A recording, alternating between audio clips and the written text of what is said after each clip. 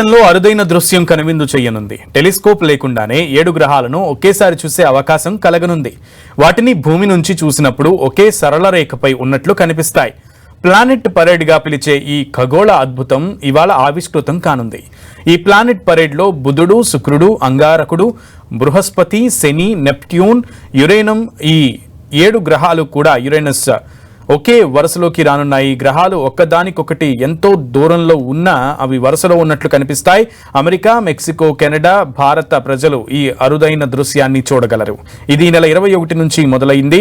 ఈ నెల 31 వరకు కొనసాగనుంది. ఇటీవల కూడా ఈ ప్లానెట్ పరేడ్ కనువిందు చేసింది. కానీ అప్పుడు 6 గ్రహాలు మాత్రమే కనిపించాయి.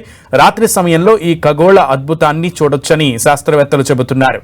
అయితే శుక్రుడు, అంగారకుడు, బృహస్పతి, శని గ్రహాలను ఎటువంటి ప్రత్యేక పరికరాలను లేకుండానే చూడొచ్చు. కానీ నెప్ట్యూన్, యురేనస్ మాత్రం టెలిస్కోప్ ద్వారా మాత్రమే స్పష్టంగా చూడడం సాధ్యమవుతుంది.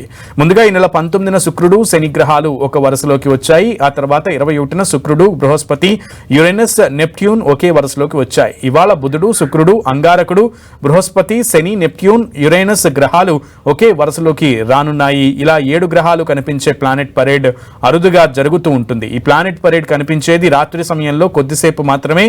రాత్రి 8:30 నుంచి ఆకాశంలో ఈ అరుదైన దృశ్యం కనిపించనుంది. అన్ని గ్రహాలు వరుసలో కనిపిస్తాయి. రాత్రి 11:30 తర్వాత అదృశ్యమవుతాయి. కొండలు లేదా బహిరంగ ప్రదేశాలు, తక్కువ కాంతి ఉండే ప్రాంతాల నుంచి చూడొచ్చు. టెలిస్కోప్ ఉంటే ఈ గ్రహాలను మరింత స్పష్టంగా చూడడానికి వీలుంటుంది. ఇలాంటి దృశ్యం చివరిసారిగా 2022లో ఆవిష్కృతమైంది. మార్చి 8న కూడా మార్స్, బృహస్పతి, యురేనస్, వీనస్, నెప్ట్యూన్, శని, మెర్క్యూరీ గ్రహాలు వరుసగా కనిపించనున్నాయి.